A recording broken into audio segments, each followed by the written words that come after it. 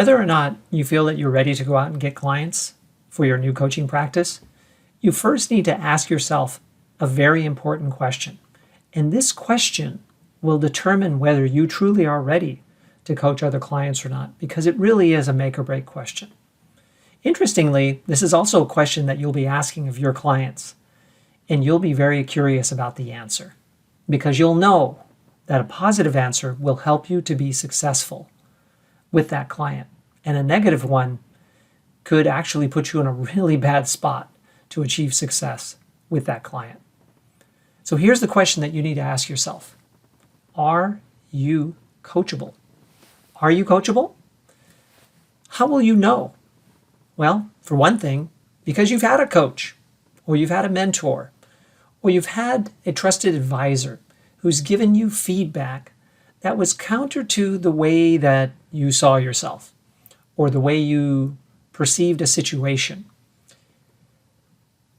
You responded positively to that feedback because you were open to change, new ideas, new perspectives, and originally open to feedback.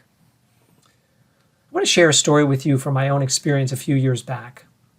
This was fairly early on in my coaching practice, and I had recently had a successful engagement with a partner. He and I had done a training program together. And we shared in the work, and he was impressed with my work and liked having me as a partner on this project that he had secured.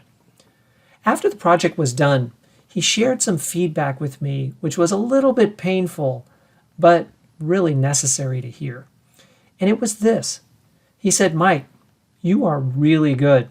You provided great material for our training program. You were very reliable, really professional. You were all in all a great partner.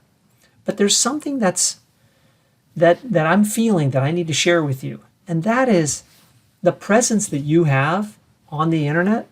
It's not that strong. You actually come across as less than you are. It's like you're a secret. I think you need to polish up your professional presence online."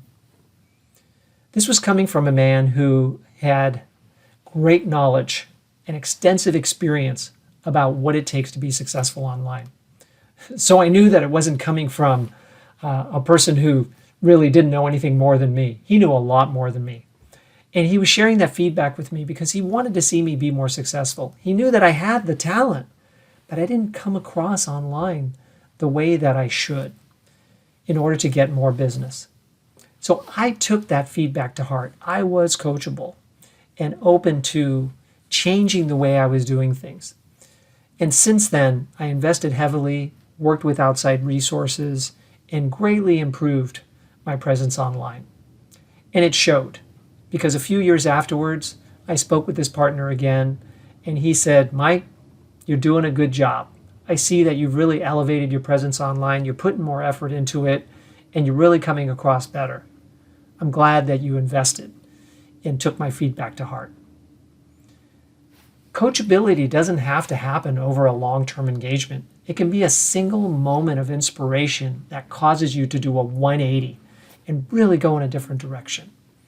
And that moment made a big difference in my professional life. So you'll know the answer right away to this question. If you've received feedback that stings in the past, but it had a ring of truth and you ran with it after some contemplation, or you ran from it, that's the answer. So please, answer this question before you seek to get your practice established and go out and get your own clients. And once you know the answer is yes, go for it. And work with clients who are coachable too, because you're now able to bring that coachability to your engagements, which will make them stronger and they will last longer. And don't be shy about asking your own clients, are you coachable?